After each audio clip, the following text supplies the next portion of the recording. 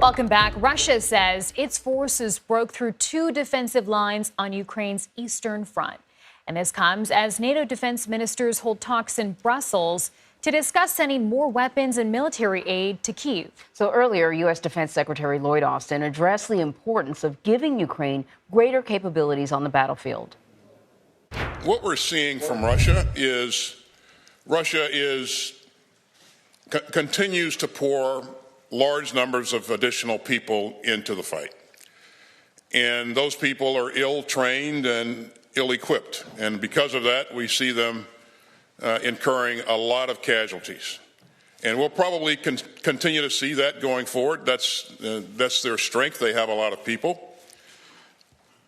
Our goal is to make sure that we give Ukraine additional capabilities so that they can be not only be marginally successful, they can be decisive on the battlefield in their upcoming offensive.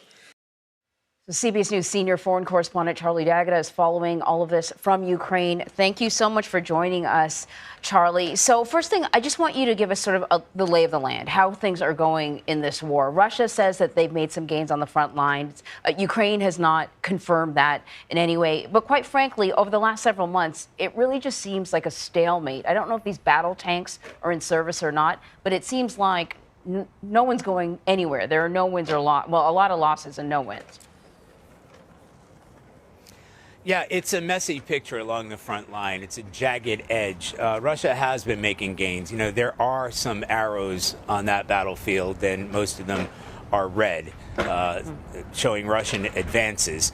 But they are modest gains, and they're costly gains. And you talk about Bakhmut that we're aware of when we went east of Lyman, which is in Donetsk, in Luhansk.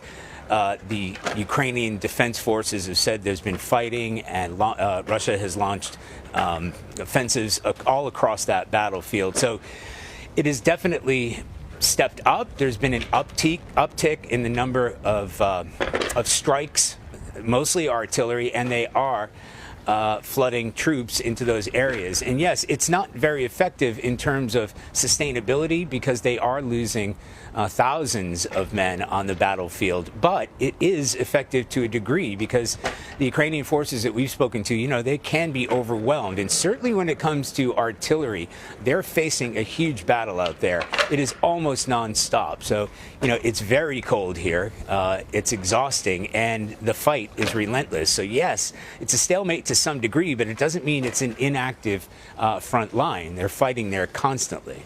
Charlie, I want to ask about the strategy here. Can you explain why, on a geographical level, capturing Bakhmut would be a gain for Russia? What do they hope to do with that region? Well, most importantly for the Russians and for President Putin, they want to see a victory of any kind because a Russian victory has been a long time coming. And there's been a lot of attention on Bakhmut recently because it has become, as the Ukrainians call it, a meat grinder for both sides. The Ukrainians have suffered a lot of casualties there, too. Now, strategically, we were in Bakhmut just a few months ago. We were actually staying there as the Ukrainians were making gains against the Russians. Yes, it is a transportation hub, but more importantly, taking that area, because it's in the middle of a sort of crescent ahead of some plains, it puts other important cities within reach, because if they can advance their artillery, right now Bakhmut is just about on the edge of where their artillery can hit, but if they go into places like Kramatorsk, that is a major strategic city still held by the Ukrainians, but it puts that into artillery reach. Not only that, but places behind. And already there have been strikes inside Kramatorsk and actually to the south and west of that to show that the Russians are advancing. Yes, they're using long-range missiles, S-300s, which are anti-aircraft missiles, so they can reach, Grad missiles can reach. But if they're able to take Bakhmut and hold it, they can then advance the front line, which makes other cities in front of it more vulnerable, and that is why it's strategic. So, Charlie, we know that one of the things that Volodymyr Zelensky most recently asked for from world leaders is fighter jets. Is this something that's going to be discussed at the NATO meeting in Brussels? Undoubtedly. It already has been discussed. And most NATO partners are really pouring cold water on that, including Britain, who sort of entertained the idea and said that they'd be willing to train fighter pilots. But I had to tell you, we met with the Defense Secretary Alexei Reznikov just a few days ago. And I said, are you serious? Do you really think you're going to get fighter jets? And he said, look, we started asking for javelins, those handheld anti-tank weapons, and they got them.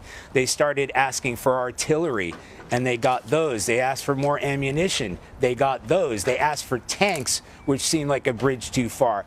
They got those. And that's him telling us. He said, I have a wish list that, as he said, he's got his Christmas list to Santa. Every single thing that he's asked for, they've got. So is he asking for jets? Yeah. And does he expect to get them? Yeah. Remember, in the beginning, NATO partners, the United States and allies alike, were saying that they were going to provide, just about a year ago, non-lethal aid to Ukraine.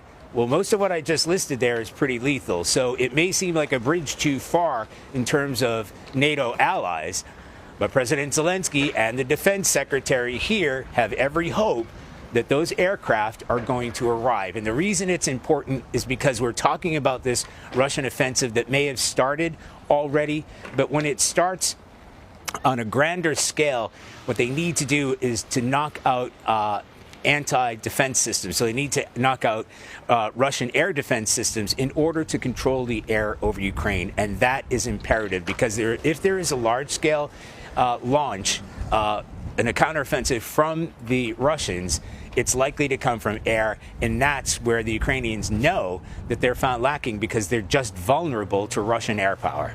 The only thing, Charlie, is every time the Ukrainians get what they want, before that there is much discussion and wringing of hands and concern about how Russia will respond when Ukraine is saying, we need this stuff and we needed it yesterday.